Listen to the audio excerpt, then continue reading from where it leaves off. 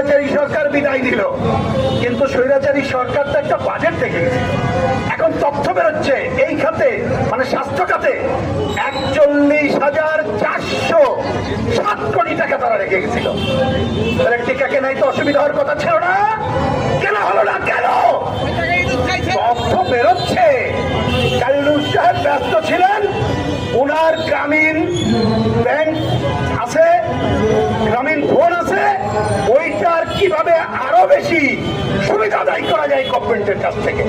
উনি যে ট্যাক্স ফাঁকি দিয়েছিল সেইটা কিভাবে মওকুফ করা যায়, নিজের যে অনিয়ম ছিল, ওনার নামে যে মামলা ছিল এটা কিভাবে প্রত্যাহার করা যায়, কিভাবে ইউনিভার্সিটি নেওয়া যায়, ওইটায় ব্যস্ত ছিল।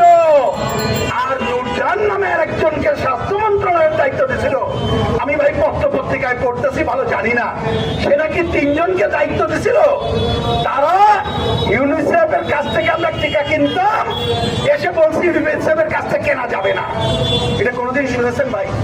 ইউনিসেফ বলে হুঁশিয়ার করছে কেনা যাবে না। আমাদের সাংবাদিক ভাইরা খুঁজে বের করছে, কারণ হচ্ছে ইউনিসেফের কাছ থেকে কিনতে গেলে নাকি কমিশন পাওয়া যাবে না, বাইরের থেকে কিনবে কমিশনের জন্য। আমি ধিক্কার জানাই এবং দাবি করি এই সরকারের কাছে, এই তথ্য যদি সঠিক হয় তাহলে এদের বিরুদ্ধে ব্যবস্থা নিচ্ছেন না কেন?